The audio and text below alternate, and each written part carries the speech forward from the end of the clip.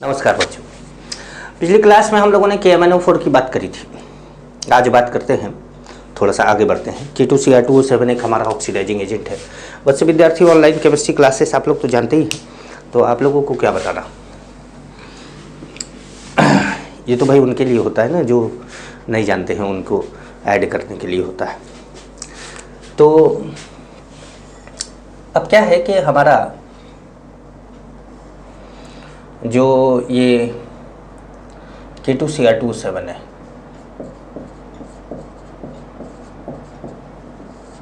ठीक है, ये एसिडिक मीडियम में काम करता है।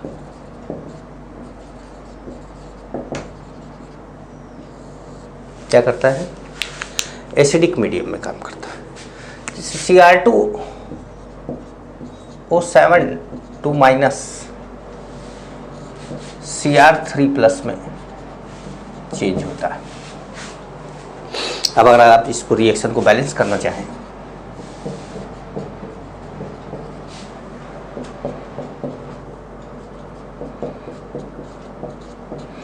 तो ऐसा रिएक्शन बैलेंस भी हो जाएगा।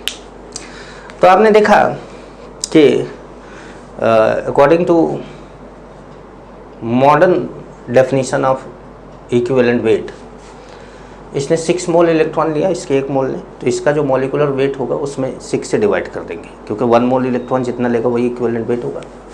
या फिर चेंज इन ऑक्सीडेशन नंबर, यहाँ पर कितना है? +6, 2 क्रोमियम का +12, और यहाँ पे 2 क्रोमियम का +6। चेंज आया 6 का। तो E ऑफ K2Cr2O7 क्या हो जाएगा?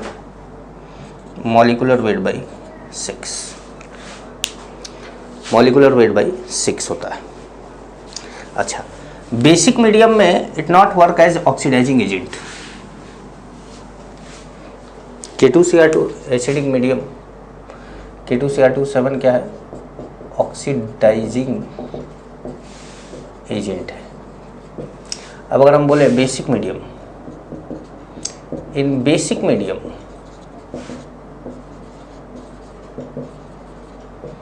It not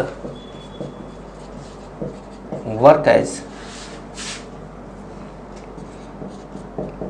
oxidising agent. अब क्यों है ऐसा? अब अगर कोई बोले कि क्यों है ऐसा भाई, तो देखिए Cr2O7 2 माइनस चेंज होता है CrO4 2 माइनस। अब यहाँ एक क्रोमियम पे ऑक्सीडेशन नंबर +6 है, और यहाँ पे भी एक क्रोमियम पे ऑक्सीडेशन नंबर क्या है? +6 है। कोई चेंज ही नहीं है। जब ऑक्सीडेशन नंबर में कोई चेंज ही नहीं है तो इसका मतलब ना ऑक्सीडेशन हुआ ना रिडक्शन हुआ। तो ये कहने का मतलब है कि ऑक्सीडाइजिंग एजेंट की तरह बिहेव नहीं करता है इन बेसिक मीडियम। ठीक है, तो अगर आपको कोई बोले कि Cr2O7 तो ये स्टेबल है इन एसिडिक मीडियम, और ये स्टेबल है इन बेसिक मीडियम। स्टेबल है एसिडिक मीडियम में, स्टेबल है बेसिक मीडियम में। तो अगर आपको कोई बोले कि भाई बेसिक मीडियम में K2Cr2O7 किस में चेंज हो जाता है, तो आप बोलेंगे K2CrO4 में चेंज हो जाता है। ठीक है, जो ये इसका कलर होता है ये ऑरेंज कलर का होता है, और जो इसका कलर होता है वो येलो कलर का होता है। कलर जो होता है ऑरेंज येलो। ठीक है, अब आगे बढ़े, मिटा दे इसको।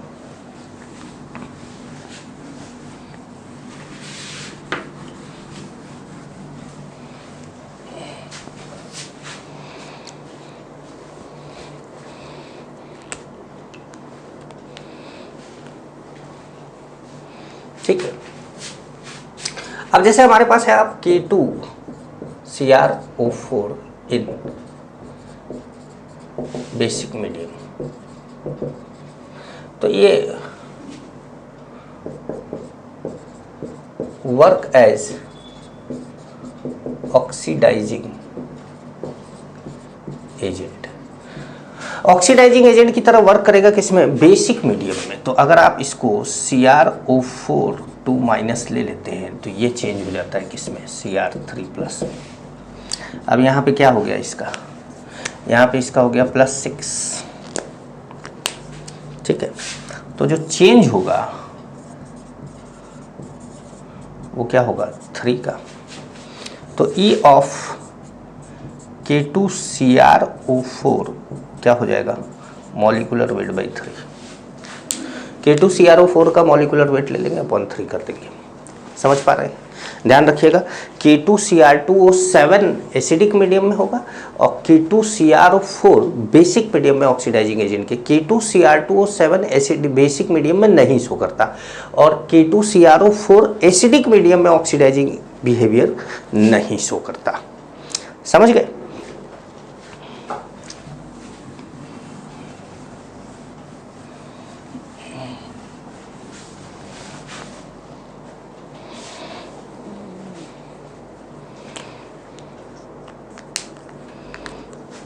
एक और एग्जांपल, NO3-। NO3- के बारे में आपको बता दें कि ये अलग अलग कंडीशन में अलग अलग +5 अलग अलग कंडीशन में ये अलग अलग स्पीसीज में चेंज होता है। और ये हम नाइट्रोजन फैमिली चैप्टर में पढ़ते हैं कि किस में चेंज होता है। फिलहाल तो मैं आपको खाली कंपाउंड बताते रहूँ। जैसे ये NH4+ में चेंज होता है, ये कंडीशन है वेरी डाइल्यूट। N2O में चेंज होता है, ये कंडीशन है डाइल्यूट। NO में चेंज होता है, ये कंडीशन है डाइल्यूट। तो एक इलेक्ट्रोकेमिकल सीरीज, भाई 11th का बच्चा भी पढ़ रहा है तो इसलिए इतना जल्दी ये सारी चीज़ें बोलना भी ठीक नहीं है। और दूसरा ये है कि धीरे धीरे बातें समझ में आएंगी। आप लोगों को भी बोलना ये ठीक नहीं है क्योंकि आप लोग को भी तो 0 मान के ही पढ़ाया जा रहा है। तो अगर मैं ये कुछ मान के चलूँ कि आप ये चीज़ जानते हैं पहले से, तो ये नाइंसाफ़ी आपके साथ होगी। NO2 कंसनट्रेटेड में NO2 होता है। अब देखिए यहाँ पर नाइट्रोजन का जो ऑक्सीडेशन नंबर है वो कितना है, -3। यहाँ पर कितना है, +1, यहाँ पे +2 और यहाँ पे +4। तो अगर आप यहाँ N फैक्टर की बात करें, किसके N फैक्टर की, N फैक्टर आप NO3 का ही निकाल रहे हैं, मतलब N फैक्टर आप NO3- का ही निकाल रहे हैं। NH4+ में चेंज हुआ तो N फैक्टर कितना होगा, तो मैंने आपको बोला था कि हायर माइनस लोअर कर देना। +5 -3 कितना आ जाएगा, 8 आ जाएगा। यहाँ आप N फैक्टर की बात करेंगे तो +5 +1 कितना आ जाएगा, 4 आ जाएगा। यहाँ N फैक्टर की बात करेंगे तो 3 आएगा और यहाँ N फैक्टर की बात करेंगे तो 1 आएगा। लेकिन ये सारे N फैक्टर NO3- का है, चाहे वो HNO3 हो, चाहे KNO3 हो, चाहे NaNO3 हो। लेकिन अब जैसे HNO3 है तो HNO3 का मॉलिक्यूलर मास ले लोगे, KNO3 है तो KNO3 का मॉलिक्यूलर मास ले लोगे, अपॉन 8 कर दोगे, अपॉन 4 कर दोगे, अपॉन 3 कर दोगे, अपॉन 1 कर दोगे। समझ पा रहे हैं। तो ये ध्यान रखिएगा, इसको याद करने की कोशिश आप करिएगा। बात करते हैं H2O2 की, अपने आप में यूनिक। क्यों? क्योंकि ऑक्सीडाइजिंग एजेंट भी है और रिड्यूसिंग एजेंट भी है। ऑक्सीडाइजिंग एजेंट भी है, रिड्यूसिंग एजेंट भी है। तो आइए पहले बात करते हैं H2O2 एज ऑक्सीडाइजिंग एजेंट। जब ये ऑक्सीडाइजिंग एजेंट होगा तो ऑक्सीडाइजिंग एजेंट क्या करता है, इलेक्ट्रॉन का गेन करता है। तो H2O2 चेंज होता है H2O में। ठीक है। यहां पर O2 का या O पर कितना है -1, तो यहाँ पर टोटल कितना हो गया -2, O पर कितना हो गया -2, यहाँ पर कितना है -2, तो यहाँ टोटल कितना हो गया -4। क्यों -4? क्योंकि मैंने आपको बोला था कि जिसका निकालना होता है उसमें देखा जाता है कि कितने एटम हैं। जैसे इसमें 2 एटम हैं तो यहाँ पर हम 2 के लिए निकालेंगे, 1 पर -2 है, 2 पर कितना हो जाएगा -4। तो ये चेंज जो होगा वो 2 का आ जाएगा। तो यहाँ पर E ऑफ H2O2 आ जाएगा मॉलिक्यूलर वेट बाई 2, क्योंकि n फैक्टर इसका कितना है 2 है। n फैक्टर इसका कितना है 2 है। अच्छा एक बात और बताएं आपको, H2O2 ऑक्सीडाइजिंग एजेंट की तरह भी बिहेव करता है, H2O2 रिड्यूसिंग एजेंट की तरह भी बिहेव करता है। अगर ऐसा कोई भी स्पीसीज है जो ऑक्सीडाइजिंग एजेंट और रिड्यूसिंग एजेंट दोनों की तरह बिहेव करता है तो उसका डिस्प्रपोर्शनेशन हो सकता है, उसका डिस्प्रपोर्शनेशन हो सकता है। लेकिन अभी हम डिस्प्रपोर्शनेशन वाले रिएक्शन में पहुंचे नहीं है, तो हम पहुंचेंगे तब इसकी बात करेंगे। तो आइए H2O2 एज रिड्यूसिंग एजेंट लेते हैं। जब आप H2O2 एज रिड्यूसिंग एजेंट लेते हैं तो यहां पर O2 आ जाता है, और जब O2 आ जाता है तो यहां पर ये 0 आ जाता है, और 0 आ जाता है तो चेंज अभी भी कितना होता है 2। E ऑफ H2O2 क्या होता है मॉलिक्यूलर वेट बाई 2, और n फैक्टर अभी भी क्या रहता है 2। तो आप ये ध्यान रखिएगा कि H2O2 एज ऑक्सीडाइजिंग एजेंट में भी n फैक्टर 2 है, H2O2 एज रिड्यूसिंग एजेंट में भी n फैक्टर 2 है। लेकिन H2O2 का आगे अगर आप कोई बात करें कि भाई कोई और कंडीशन में भी बताइए, तो कोई और कंडीशन में अभी नहीं पता, क्योंकि अभी हम लोग इसके बारे में बात नहीं कर सकते, अभी हम पढ़े ही नहीं हैं। तो हम बात कर रहे हैं रिड्यूसिंग एजेंट की, हम बात कर रहे हैं रिड्यूसिंग एजेंट की। क्यों? क्योंकि हमने H2O2 से रिड्यूसिंग एजेंट की शुरुआत कर दी। तो H2O2 से जब रिड्यूसिंग एजेंट की शुरुआत कर दी तो जैसे दूसरा है हमारा Ki एज रिड्यूसिंग एजेंट। तो Ki एज रिड्यूसिंग एजेंट क्या करेगा? ये Ki बनाएगा I2, यहाँ पे -1 और यहाँ पर क्या 0। चेंज कितने का? चेंज है 1 का। अब आप बोलोगे सर चेंज 2 का क्यों नहीं लिया? चेंज 2 का इसलिए नहीं लिया क्योंकि Ki का निकालना है, I2 का नहीं निकालना है। Ki में I तो एक ही है ना, तो चेंज 1 पे चेक करेंगे, 2 होता तो 2 पे चेक करते। तो यहाँ पर E ऑफ Ki क्या हो जाएगा? E ऑफ Ki क्या हो जाएगा? मॉलिक्यूलर वेट बाई 1, और n फैक्टर क्या हो जाएगा 1। n फैक्टर क्या हो जाएगा 1। ठीक है, हटाए।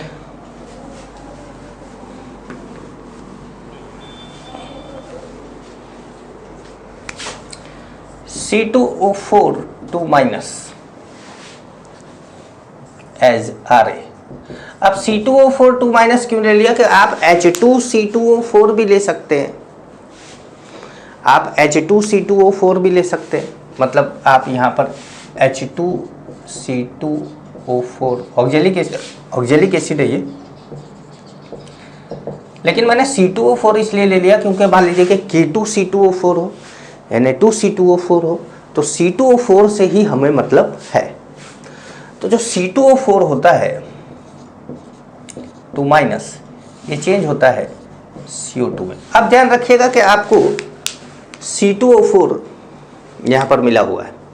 अब यहाँ पर कार्बन 2 है, एक कार्बन का ऑक्सीडेशन नंबर आप निकालेंगे, तो आप कैसे निकालेंगे? तो 2x - 8 = -2, x = +3। x = कितना आ गया? +3। एक कार्बन पे +3 है, तो 2 कार्बन पे कितना है? +6।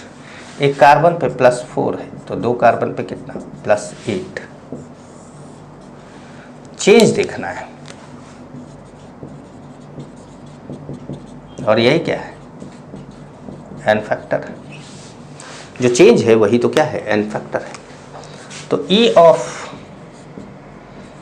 H2C2O4 क्या हो जाएगा मॉलिक्यूलर वेट बाई 2। अब H2C2O4 लेते हो तो H2C2O4 का मॉलिक्यूलर वेट ले लो, K2C2O4 लेते हो तो K2C2O4 का मॉलिक्यूलर वेट ले लो। मतलब आप जो भी लेते हैं उसका मॉलिक्यूलर वेट आप ले लीजिए, ठीक है। नहीं नहीं नहीं नहीं,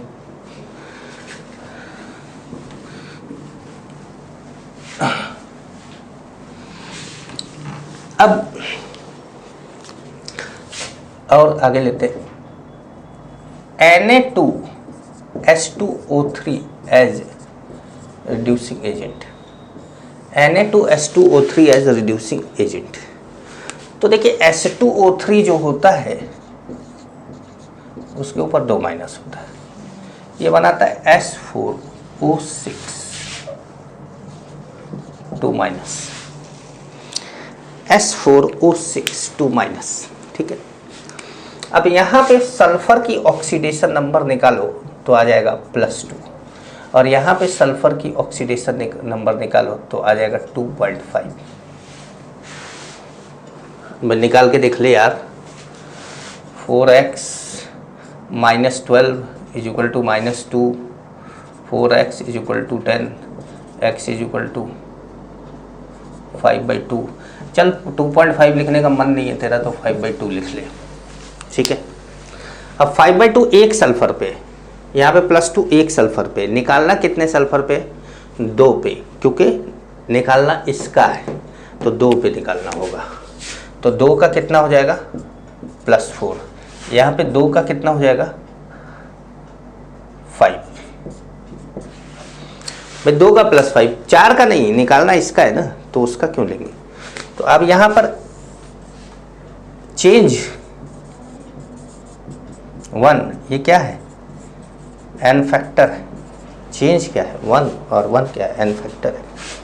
E ऑफ Na2H2O3 = क्या होगा मॉलिक्यूलर वेट बाई 1, मतलब जो भी मॉलिक्यूलर वेट है वही क्या है इसका, जो भी मॉलिक्यूलर वेट है वही क्या है इसका इक्विवेलेंट वेट भी है।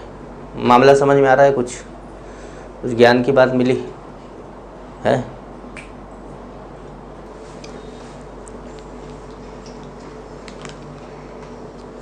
डिस्प्रपोर्शनेशन रिएक्शन की बात करते हैं।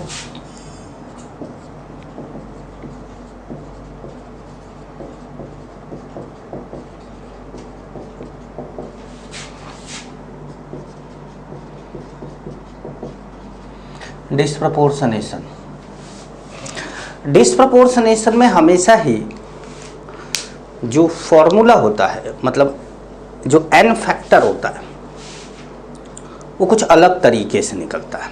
जैसे एक एग्जाम्पल लेकर बताते हैं आपको, आइए पहले एक एग्जाम्पल लेकर समझा देते हैं फिर कुछ एग्जाम्पल कराते हैं आपको। जैसे मान लीजिए कि आपके पास Cl2 है in presence of basic medium. Cl2 basic medium में ही डिस्प्रपोर्शनेशन रिएक्शन देता है। अब कोल्ड डाइल्यूट, दो कंडीशन है इसकी, अगर ये हॉट कंसनट्रेटेड में होगा तो कुछ और देता है और कोल्ड डाइल्यूट में कुछ और देता है। Cl- plus ClO-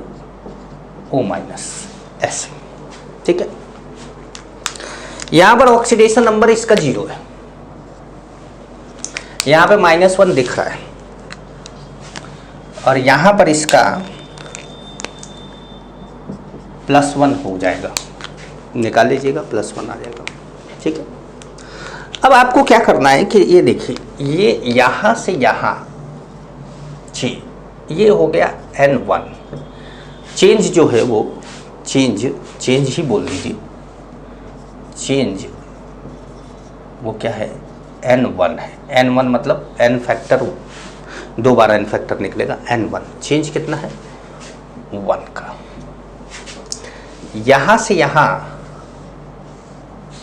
change N2 वो भी कितना है 1 का, भाई 0 से +1 भी 1 है, 0 से -1 भी क्या है 1 है। तो n फैक्टर जो होगा हमारा वो होगा N1 into N2 upon N1 plus N2, ये ध्यान रखिएगा। N1 into N2 upon N1 plus N2, ये n फैक्टर है, ये ध्यान रखिएगा, ये फॉर्मूला रहेगा। तो N1 आपका क्या है 1 है, N2 भी आपका क्या है 1 है। तो यहाँ n फैक्टर जो हो गया वो क्या हो गया 1 into 1 upon 1 plus 1 that is 1/2। अब जो E ऑफ Cl2 होगा वो क्या होगा 71 बाई मॉलिकुलर वेट ऑफ 71 होता है, अपॉन क्या हो गया 1/2, और ये क्या कितना आ गया 71 इंटू 2, ये n फैक्टर है, n फैक्टर से डिवाइड किया 2 ऊपर चला गया 71 इंटू 2 हो गया। ठीक है, बड़ा ध्यान से समझिएगा, बड़ा ज़बरदस्त कॉन्सेप्ट है। एक और एग्जांपल लेकर आपको बताते थे। चलिए, जब आप इसको हॉट कंसंट्रेटेड में डाल देते हैं,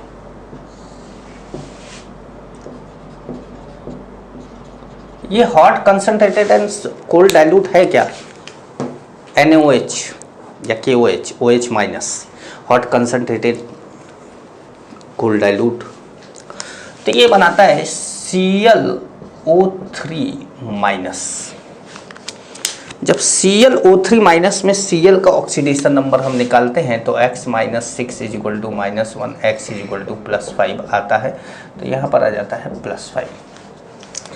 तो अब अगर आप चेंज निकालें तो यहाँ पर क्या आ जाएगा 5 का फॉर्मूला वही N1 into N2 upon N1 plus N2। तो अब आपको n फैक्टर जो होगा, जो आपका n फैक्टर होगा, n फैक्टर वो क्या होगा N1 into N2, 1 into 5, 1 into 5 upon 1 plus 5, मतलब 5/6। तो यह हो गया 71 5/6, ये आया। ठीक है, अच्छा एक बात और ध्यान रखना है, एक बात और ध्यान रखना है, जो हम लोगों ने गड़बड़ कर दी वो गड़बड़ बहुत बड़ी गड़बड़ हुई है, वो शुरुआत से गड़बड़ हो गई।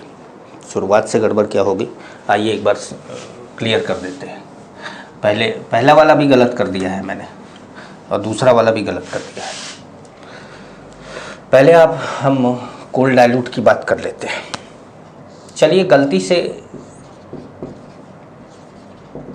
मैं अपनी गलती को जस्टिफाई नहीं कर रहा, मैं ये कह रहा हूँ कि गलती से जो हुआ है वो नहीं होना चाहिए, ये भी आपको पता चल जाएगा। जैसे पहले था क्या था ClO माइनस था, ठीक है। तो यहाँ पर जो चेंज था वो एक क्लोरीन पे -1, मतलब एक क्लोरीन पे 1 का चेंज था। 2 क्लोरीन पे क्या हो जाएगा 2 का चेंज हो जाएगा। यहाँ पे भी चेंज था तो यहाँ पे +1 था इसका, तो 1 क्लोरीन पे 1 का चेंज था, 2 क्लोरीन पे 2 का चेंज हो जाएगा। तो जो n फैक्टर होगा, हाँ ये ध्यान रखिएगा कि हमने वो दोनों गलत बता दिया था, ठीक है। तो ये क्या हो जाएगा कि 2 इंटू 2 अपॉन 2 प्लस 2, ये क्या हो जाएगा 1। तो E ऑफ Cl2 क्या हो जाएगा 71/1 दैट इज 71। ये ब्लंडर मिस्टेक था जो बाद में याद आया। अब ठीक है, अब ठीक है, अब बात करते हैं किसकी, हॉट कंसंट्रेटेड की। हॉट कंसंट्रेटेड की। अब हॉट कंसंट्रेटेड में ये हो गया ClO3 माइनस। अब यहाँ पर मैंने ये बताया था कि X कितना निकलेगा +5। बाकी सारी चीज़ें हमने सही करी थी, बस हमने ध्यान नहीं दिया कि 2 Cl पे निकालना है। जब मैं ध्यान नहीं दे रहा हूँ तो आप भी ध्यान अक्सर भूल जाता होगा आपका, तो ये ध्यान रखिएगा आप लोग कि 1 Cl पे कितना ये हो गया। अब 2 Cl 1 Cl पे यहाँ पे 5 का चेंज, तो 2 Cl पे कितना 10 का चेंज हो गया, ये 2 हो गया। ठीक है, अब हमारा जो n फैक्टर आएगा वो क्या आएगा, 2 × 10/2 + 10, ये हो गया 5/6। 5/6 देखिए 5/6 तब भी आया था, 5/6 अब भी आया है, लेकिन वो गलत रूल से आ गया था। वो मतलब इत्तेफाक से सही हो गया था, बाय लक सही हो गया था, सही था नहीं। यहाँ पर जो 5/6 अब आया वो रूल से आया। ठीक है, तो अब 71 में 6 से मल्टीप्लाई करके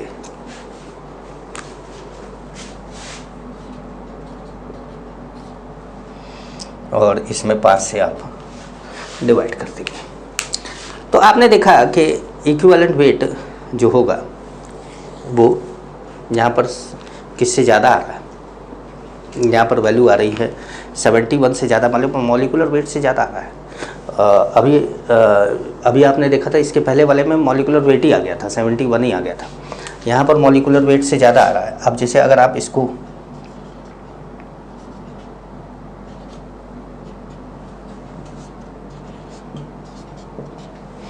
EfCl2 निकालें तो 85.2 आ जाएगा। ठीक है, अब मतलब अभी आपने निकाला था 71, अब आप निकाले हैं 81.2। अब एक वही Cl2 का अलग अलग रिएक्शन में अलग अलग आ रहा है। ठीक है, अब एग्जांपल लेते हैं, ये फॉर्मूला याद रखिएगा। ठीक है, अब हम लोग ध्यान रखेंगे कि हमें कितने एटम पे निकालना है। तो हमारा क्वेश्चन स्टार्ट होता है अब। क्वेश्चन 1 हमारा है P4 OH minus. OH minus से आपको कोई लेना देना नहीं होता, बस ये बेसिक मीडियम को बताता है। PS3 plus H2 PO2 minus. ये रियल रिएक्शन आपको बता रहे हैं कि फॉस्फोरस को बेसिक मीडियम में जब आप डालते हैं तो वो क्या करता है। मैं रियल रिएक्शन ही आपको बता रहा हूँ, ऐसा नहीं है कि मैं हाइपोथेटिकल कोई एग्जांपल ले रहा हूँ, मैं रियल रिएक्शन आपको बता रहा हूँ। तो यहाँ पर ऑक्सीडेशन नंबर क्या है 0, और यहाँ पर इसका क्या है -3, और यहाँ पर इसका आप निकाल लीजिए। यहाँ पर कितना है 2 + x - 4 = -1, तो x = कितना हो गया +1। x = +1 मतलब फॉस्फोरस का कितना है यहाँ पे +1। ठीक है, समझ रहे हैं याद। हमेशा जब भी समस्या हो तो निकाल लिया जाता है। यहाँ पे आप सबसे पहले यहाँ चेंज देखेंगे और फिर आप यहाँ चेंज देखेंगे, दोनों में आप चेंज देखेंगे। चेंज N1 कितना, तो आपने देखा 0 से 3 कितना हो गया 3, कितना एटम है 4 है, तो कितना हो गया 12। तो 4 आइटम है तो 4 पे निकालना है। चेंज N2 0 से +1 मतलब 1 का चेंज, कितना आइटम है 4, क्या हो गया 4 हो गया। N फैक्टर कितना आया, N फैक्टर आ गया आपका N1 × N2 मतलब 12 × 4 अपॉन 12 + 4 48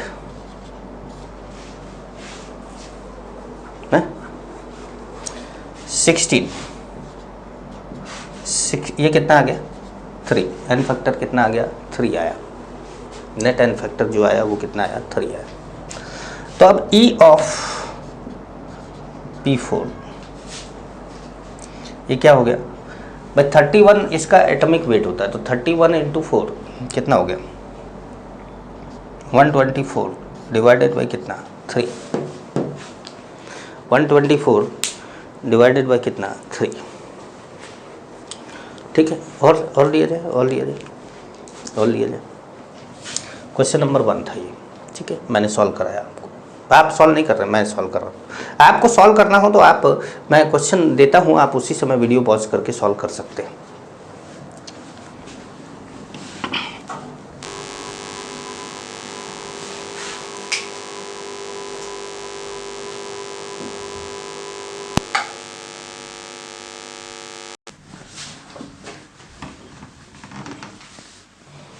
क्वेश्चन नंबर 2 की बात करते हैं। वैसे मान लीजिए कि आपके पास S8 है, इसको भी आपने बेसिक मीडियम में रिएक्ट कराया और इसने बनाया H2S प्लस SO4 2 माइनस,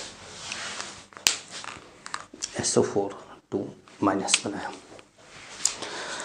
तो जब इसने SO4 2 माइनस बनाया तो अब क्या होगा, ये 0, ये -2 और सल्फर पे यहाँ पे कितना +6, चाहे तो आप क्वेश्चन खुद कर सकते हो। यहाँ पे चेंज आपने देखा N1 कितना हो गया 2 इंटू 8 16, भाई 2 का तो चेंज है और 8 सल्फर पे देखना है तो क्या हो जाएगा 2 into 8,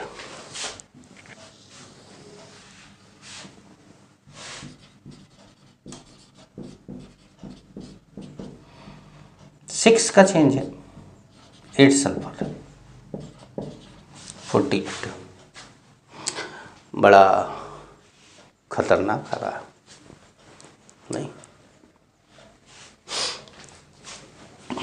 N factor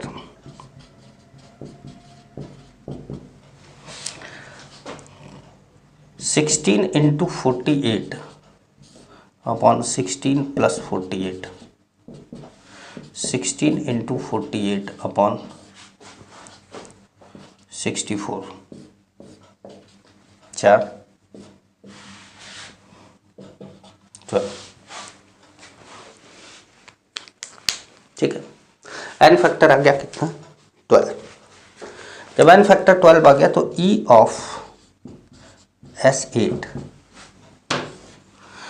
molecular wait sulphur का एटॉमिक वेट जो होता है वो 32 होता है, तो 32 इंटू कितना 8 256 आएगा, 256 अपॉन कितना 12, ठीक है।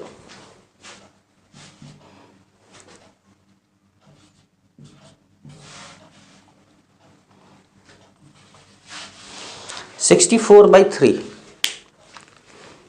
इसका 64/3 क्या आ रहा है इक्विवेलेंट वेट आ रहा है। तो इक्विवेलेंट वेट आपने देखा कि मॉलिक्यूलर वेट से ज़्यादा भी हो सकता है, इक्विवेलेंट वेट मॉलिक्यूलर वेट से कम भी हो सकता है और इक्विवेलेंट वेट मॉलिक्यूलर वेट के बराबर भी हो सकता है। तो अगर आपको कोई बोले कि भाई equivalent weight must be equal to molecular weight या must be less than molecular weight या must be more than molecular weight, तो ये सब नहीं है, मस्ट भी कुछ नहीं होता, तीनों में से कुछ भी हो सकता है, ठीक है। आइए एक और देखते हैं।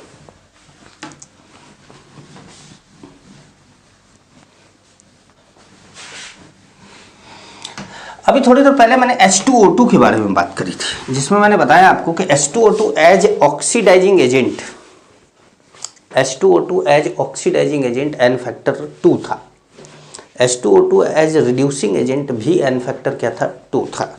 अब H2O2 का डिस्प्रपोर्शनेशन करा देते हैं।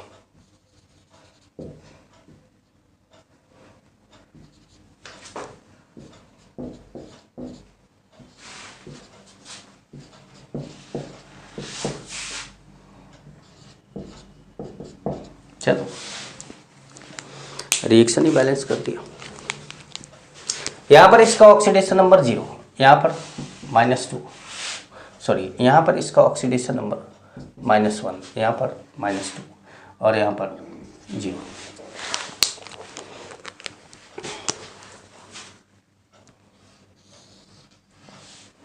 चेंज N1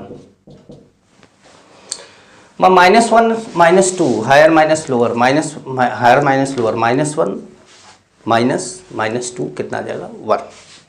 तो मतलब चेंज 1 आया, कितने ऑक्सीजन है 2 है, तो आपने 2 से मल्टीप्लाई कर दिया, कितना आ गया 2 आ गया।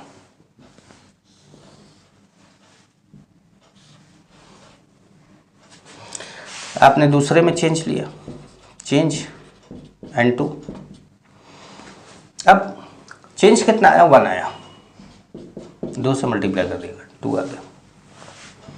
एन फैक्टर कितना आया, एन फैक्टर आया 2 × 2 अपॉन 2 + 2 कितना आ गया 1। मतलब E ऑफ H2O2 जब वो डिस्प्रपोर्शनेशन में पार्टिसिपेट करेगा तब 34 अपॉन क्या होगा 1, मतलब 34। जब वो रिड्यूसिंग एजेंट होगा तो 34/2 होगा, मतलब 17। जब वो ऑक्सीडाइजिंग एजेंट होगा, ओनली ऑक्सीडाइजिंग है, केवल ऑक्सीडाइजिंग एजेंट की तरह वर्क कर रहा है तो 34/2। जब वो केवल रिड्यूसिंग एजेंट की तरह वर्क कर रहा होगा तो 34/2। लेकिन जब वो डिस्प्रपोर्शनेशन कर रहा होगा तो 34/1 होगा इसका। अब देखिए बात करते हैं, अब ये जो मैंने आपको सारे केसेस तो बता दिए, सभी तरह के केस बता दिए मैंने रिएक्शन में। अब एक चीज़ और आती है कि equivalent weight of binary compound.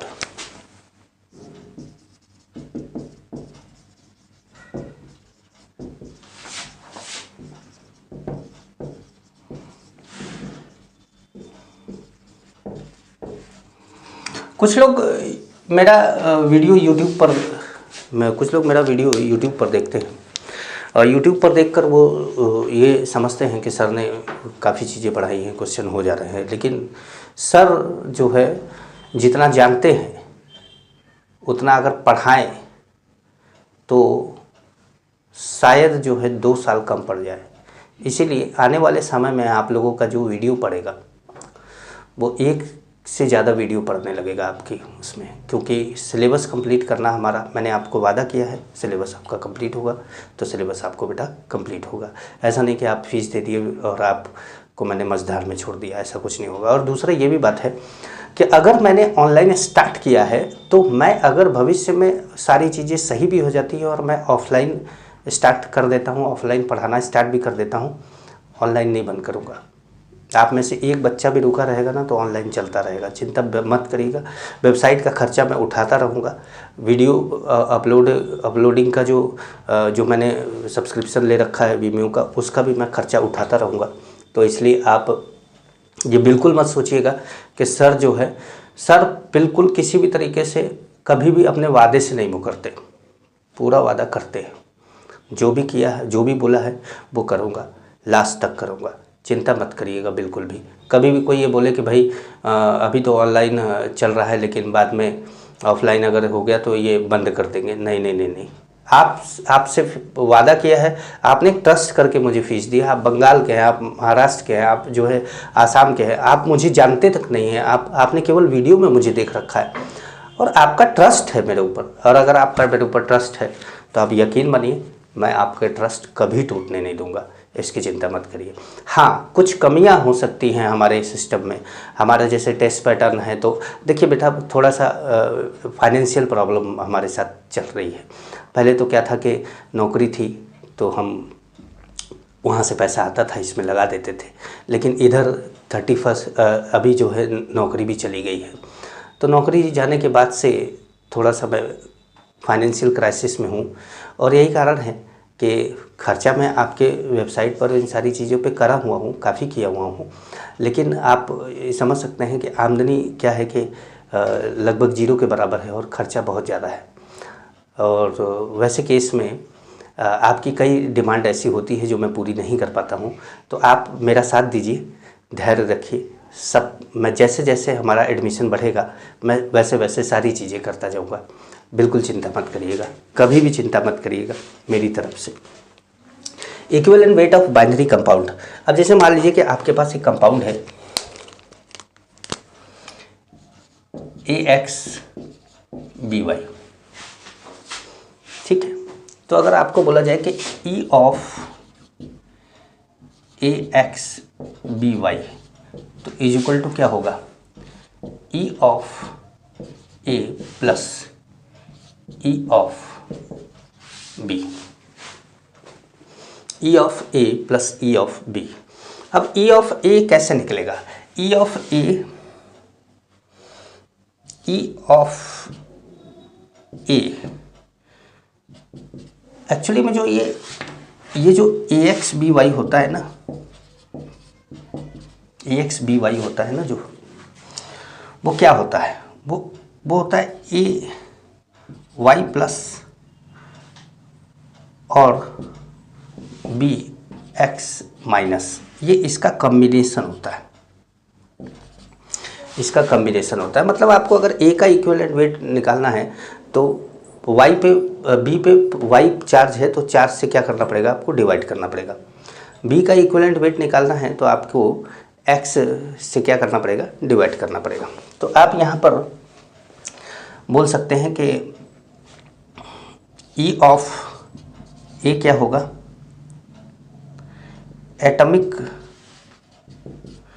Weight of A upon Y। E of B क्या होगा, atomic weight of B upon X। ये तो मैंने आपको एक जनरल फार्मूले के फॉर्म में बताया है, लेकिन जैसे मैं आप लोगों को कुछ एग्जांपल लेकर बताऊं, ठीक है। आइए मैं एक एग्जांपल लेकर बताता हूँ। इसको मिटाया जाए, इसको मिटा दिया जाए।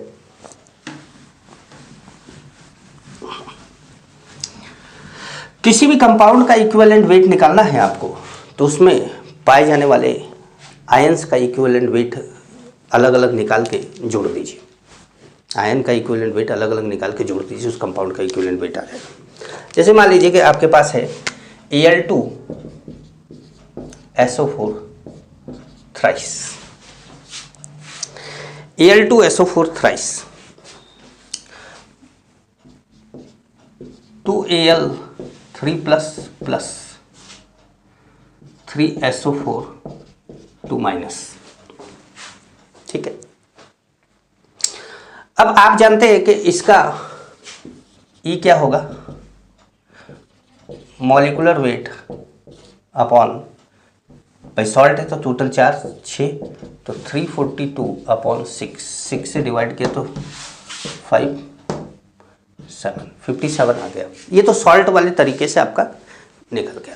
लेकिन अगर मैं यही बोलूं कि Al2SO4 thrice, E of Al2SO4 thrice is equal to E of Al3 plus plus E of SO4 2 minus है। मैं यही तो बोल रहा था आपको कि A का इक्विवेलेंट वेट प्लस B का। अब कोई स्टोइकोमेट्रिक कोफिशिएंट से मल्टीप्लाई नहीं है, जैसे ये 2 है, यहाँ 2 से कोई मल्टीप्लाई नहीं है, ये 3 है, 3 से कोई मल्टीप्लाई नहीं है। स्टोइकोमेट्रिक कोफिशिएंट से मल्टीप्लाई नहीं करना है, सीधे बोलना है कि E ऑफ, जैसे AXBY है तो बोलना है E of A plus E of B, simple सी बात। तो अब हमारा ये फॉर्मूला है, ठीक है। अब हमने क्या करा, E of Al3 plus, aluminium का एटॉमिक मास 27, चार्ज कितना 3, ठीक है। SO4 का एटॉमिक मॉलिक्यूलर मास कितना 96 डिवाइडेड बाय कितना 2, ठीक है। ये कितना हो गया 9 प्लस 48 कितना आ गया 57। तो चाहे ऐसे निकाल लो चाहे ऐसे, यही मैं कह रहा था।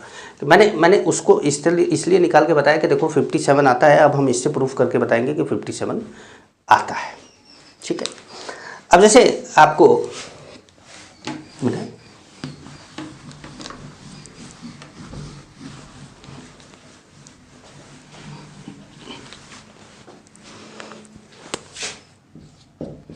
E ऑफ MgO निकालना है, तो E of Mg2 plus E of O2 minus. Oxygen का तो इक्विवेलेंट वेट 8 होता है, तो ओल्ड डेफिनेशन के हिसाब से भी आप बता सकते हैं।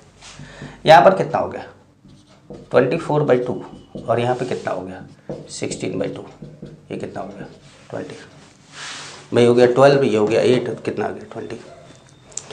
तो आप इक्विवेलेंट वेट निकालने के लिए आप पर्टिकुलर जो आयन है उसका इक्विवेलेंट वेट निकालिए, उसमें किसी स्टोइकियोमेट्रिक कोफिशिएंट से मल्टीप्लाई नहीं करना है, बस उस चार्ज से, एटॉमिक मास में चार्ज से क्या कर देना है, आपको डिवाइड कर देना है और आपका आंसर आ जाएगा।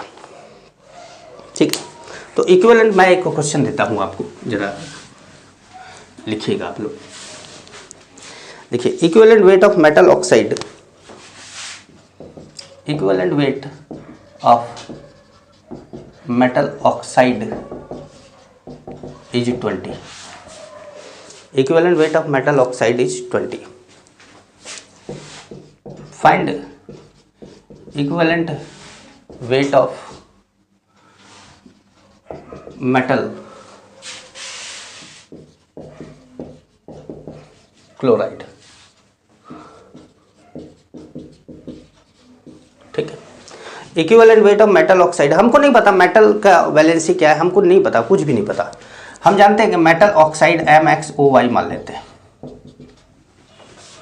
ठीक है, अब ये मान लेते हैं, तो अब हमने बोल दिया कि E ऑफ MxOY कितना है 20 है, 20 है। ये 20 कैसे आया होगा, E of M plus 8 E of oxygen. ठीक है, तो ये 20 इज इक्वल टू आया है E of M plus 8, oxygen का तो 8 होता है, तो E ऑफ M कितना हो गया 12 हो गया। आपको पता चल गया कि E ऑफ M कितना हो गया 12 हो गया। अब आपने ले लिया E ऑफ MaClB या MxClZ कर दिया। ठीक है, MxClZ कर दिया। तो अब ये हमें नहीं पता कि क्या फॉर्मूला है, बस हमने MxClZ कर दिया। तो ये क्या हो गया E of M plus E of Cl। ठीक है, M कितना है 12 है, Cl कितना है 35.5। भाई 3 का याद रखेंगे ना, हाइड्रोजन का 1 होता है, क्लोरीन का 35.5 होता है और हाइड्रोजन का कितना होता है 1 होता है। तो आपने ये निकाला, तो अब हमने दोनों को जोड़ दिया, तो यह कितना आ गया 47.5 आ गया, 47.5 आ गया। तो हमारा इक्विवेलेंट वेट निकालना बड़ा आसान होता है, दो स्पीसीज को क्या करना है, ऐड कर देना होता है, इक्विवेलेंट वेट को ऐड कर देना होता है, जिससे इक्विवेलेंट वेट आ जाता है। समझ गए। तो अब बात करेंगे किसकी, अब बात करेंगे जैसे कि एक और ले लें, एक और ले लें।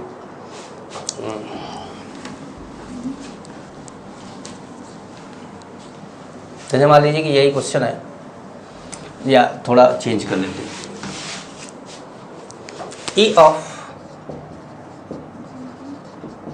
Metal chloride, E of metal chloride is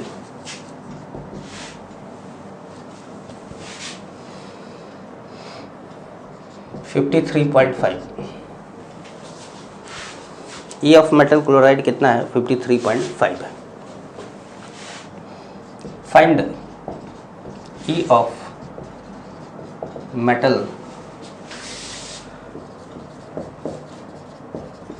sulphate, E of metal sulphate आपको बताना है।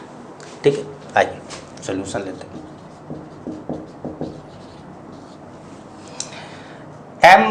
MxClY हमको नहीं पता क्या फॉर्मूला है, नहीं पता।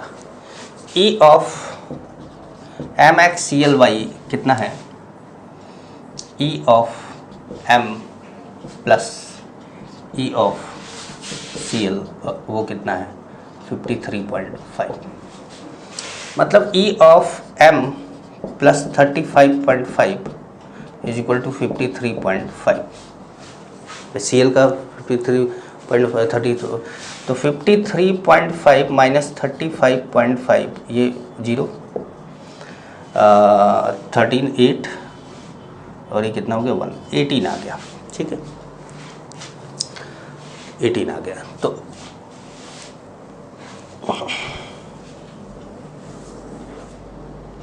तो E ऑफ M कितना आ गया 18।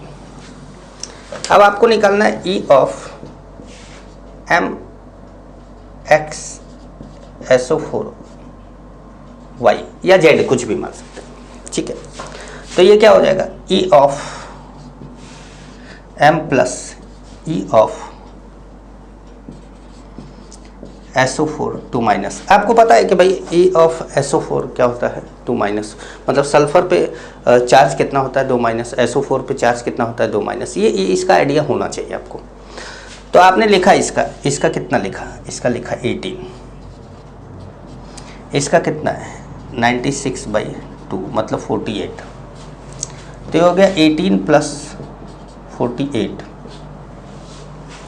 ठीक है, तो ये 66 आ गया, 66 आ गया। Equivalent weight of metal sulphate कितना आ गया 66 आ गया। तो इस तरीके से आप इसको कैलकुलेट कर सकते हैं। ठीक है, अब हम बात करेंगे अगले स्टेप की कि आज अभी तक जितना चीज़ें पढ़ रहे थे वो क्यों पढ़ रहे थे। तो अभी तक हम जितनी भी चीज़ पढ़ रहे थे वो पढ़ रहे थे नॉर्मलिटी के लिए, कि नॉर्मलिटी हमें आ जाए तो हम आगे की कहानी पढ़ना स्टार्ट करें। तो चलिए स्टार्ट करते हैं नॉर्मलिटी। ठीक है, हेडिंग डालते हैं नॉर्मलिटी की।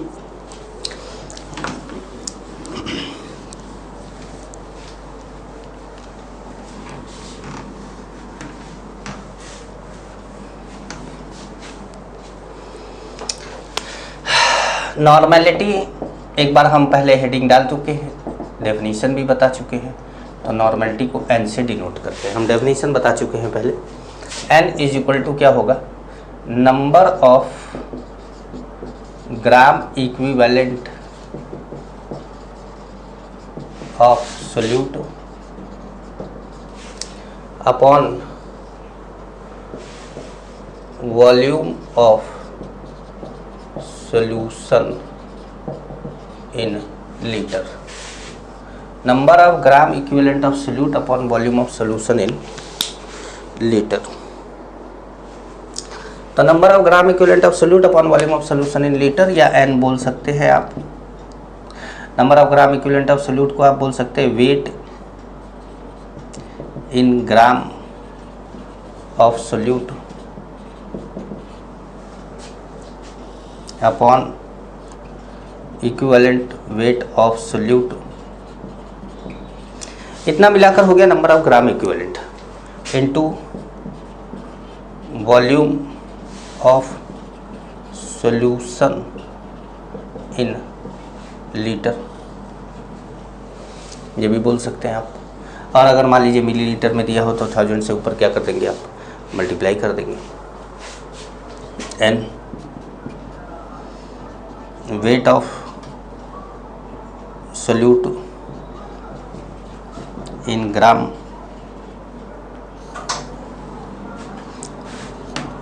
Equivalent weight of solute into volume of solution in millilitre. और ऊपर क्या कर दिया भाई, 1000 से मल्टीप्लाई कर दिया, 1000 से क्या कर दिया, मल्टीप्लाई कर दिया। तो ये हमारा जो है तरीका है जिसमें हम नॉर्मलिटी निकालते हैं। तो नॉर्मलिटी तो हमने निकालते हैं। अब नॉर्मलिटी का एक दो क्वेश्चन लेकर आपको नॉर्मलिटी पहले निकलवा देते हैं, फिर इसकी कहानी में आगे बढ़ते हैं कि आखिर नॉर्मलिटी का यूज है क्या। सर इतना सा फॉर्मूला बताने के लिए इतना ढेर सारा पढ़ा दिया आपने, तो वो कारण है, उसका कारण है, अभी समझ में आएगा आपको, धीरे धीरे समझ में आएगा। आपको सारा पढ़ाएंगे, आपको छोड़ेंगे नहीं कुछ। आप अगर किसी कोचिंग में पढ़े हुए हैं ना, तो आपको ये बात समझ में आ जाएगी कि ये आदमी पढ़ाता जाएगा पढ़ाता जाएगा पढ़ाता जाएगा, आपको मास्टर बना देगा, उस सब्जेक्ट का मास्टर बना देगा। अगर आप सब्जेक्ट को ढंग से पढ़ते हैं तो आपको इस सब्जेक्ट का मास्टर बना दूंगा मैं, लेकिन ढंग से पढ़ते तो। कंडीशन अप्लाई, वो स्टार बना के लिखते हैं ना, टर्म एंड कंडीशन अप्लाई, तो वैसा ही है, टर्म एंड कंडीशन अप्लाई। तो अपने पास ये तीनों फार्मूला है, आपको तीनों फार्मूला लिख लेना है और एक क्वेश्चन करते हैं आप अब हम लोग।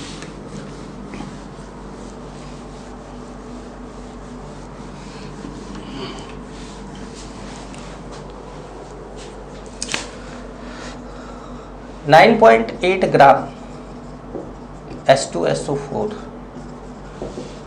dissolve in 200 millilitre water, dissolve in water ऐसे लिखते हैं, dissolve in water to form 200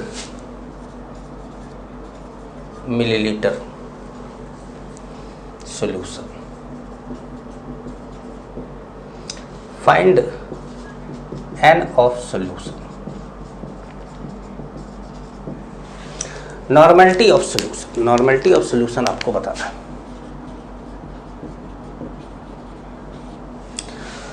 ठीक, नॉर्मेलिटी ले लिया आपने। मॉलिक एटम, इसका गिवन मास कितना है 9.8 ग्राम है। H2SO4 E of H2SO4 molecular weight 98, 2H plus देगा 49 आ जाएगा भाई, एसिड है 2H प्लस देगा कितना आ जाएगा 49 आ जाएगा। तो यहाँ पे हमने 49 कर दिया। कितना मिलीलीटर है 200, 1000 से ऊपर मल्टीप्लाई कर दिया लीटर में चेंज करने के लिए। ये हो गया 5, ये भी हो गया 5। ठीक है, अब ये 5 से 5 कैंसिल, क्या आ गया 1n। ठीक है, मतलब 1n जब होता है तो उसको बोलते हैं नॉर्मल। नॉर्मल की स्पेलिंग MAL होती है, MOL होती है। चलो ठीक है, नॉर्मल सोल्यूशन।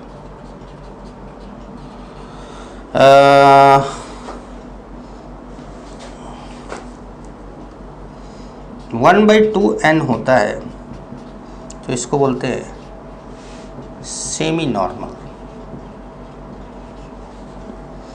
1/10 होता है तो इसको बोलते हैं देसी, देसी नहीं है ना, देसी नॉर्मल। 1/100 होता है तो इसको बोलते हैं सेंटी नॉर्मल।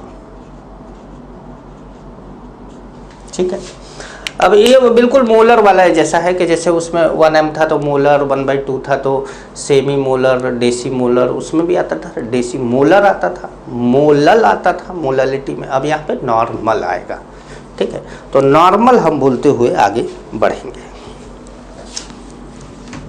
कहीं कहीं पर ज़रूरत आपको पड़ सकती है।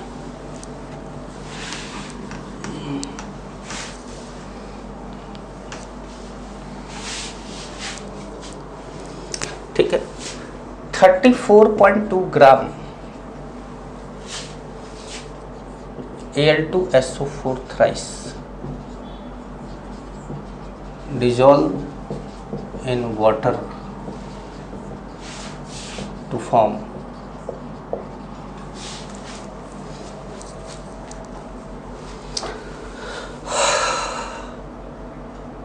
200 milliliter solution. Find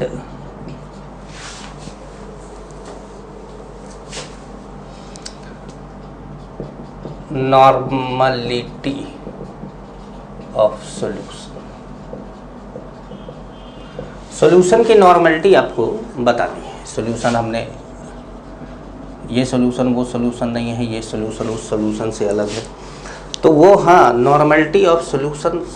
अब हमको क्या करना है कि नॉर्मलिटी लिखना है।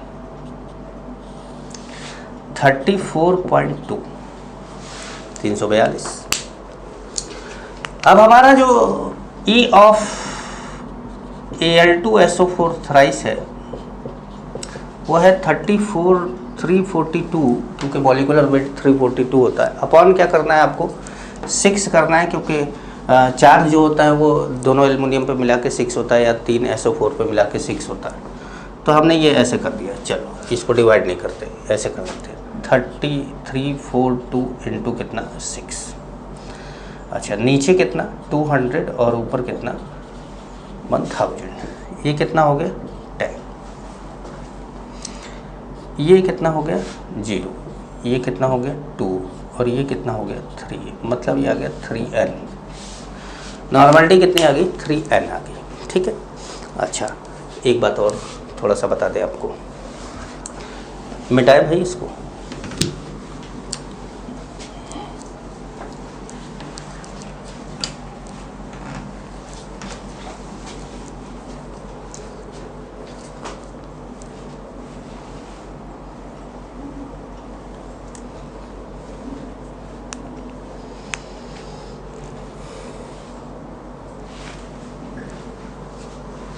हाँ क्या लिखना था यही भूल गए ना, relation between normality and molarity, relation between normality and molarity. तो आइए नॉर्मलिटी एंड मोलरिटी का रिलेशन लेते हैं। पहले मोलरिटी की का फॉर्मूला लिखते हैं, weight in gram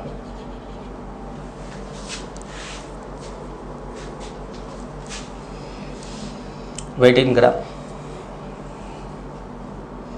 absolute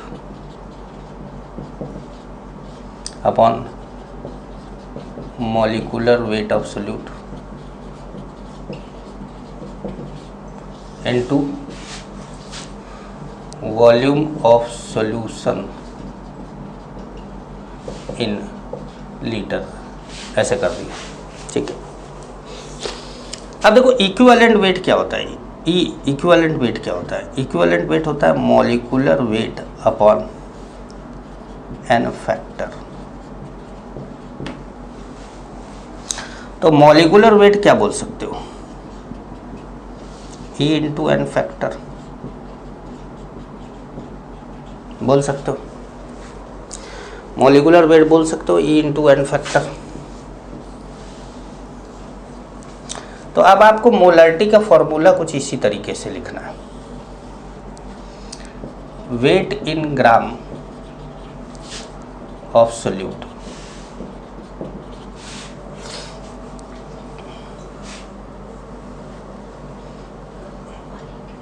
upon E into N factor, molecular weight आ गया, volume of solution in litre, ठीक है। अब आपने क्या किया कि ये एन फैक्टर को आपने इधर क्रॉस मल्टीप्लाई कर दिया, तो molarity into N factor is equal to क्या हो गया, weight in gram upon equivalent weight, यही ना भाई, equivalent weight into volume of solution in litre. अच्छा, इतने को क्या बोलते हैं, इतने को बोलते हैं नॉर्मलिटी, ठीक है। इतने को क्या बोलते हैं, नॉर्मलिटी बोलते हैं। तो हमारा जो रिलेशन आया वो क्या आया, वो आया normality is equal to molarity into N factor.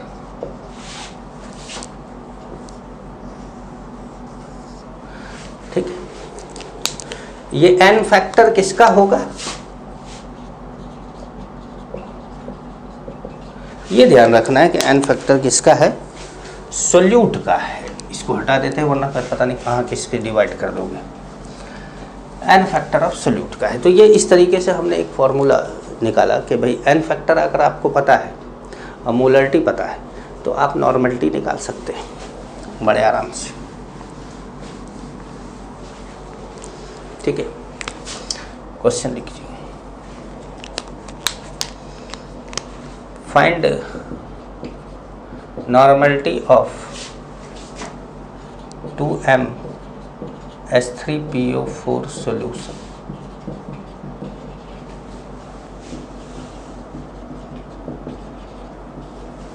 तो नॉर्मलिटी इज इक्वल टू होता है molarity into n factor. Normality is equal to molarity 2 है, n factor. H3PO4 3H plus release करता है, n फैक्टर बताया था आपको कि 3, तो ये क्या होता है 3, तो ये कितना हो जाएगा 6 हो जाएगा। तो इस तरीके से आप n फैक्टर 6 निकाल लेंगे, समझ गए। जब मुझे थकावट महसूस होने लगती है तब मेरा चेहरा उतरने लगता है और मैं बड़ा ऐसा लगता है कि बड़ा बोरिंग सा पढ़ा रहा हूँ। तो अब क्लास को यहीं ख़त्म करते हैं। नॉर्मलिटी और इसमें रिलेशन आ गया है, नॉर्मलिटी निकालना भी आ गया है आप लोगों को। अब अगली क्लास में धूम धड़ाका करते हैं, मज़ेदार, ठीक। तब तक के लिए नमस्कार।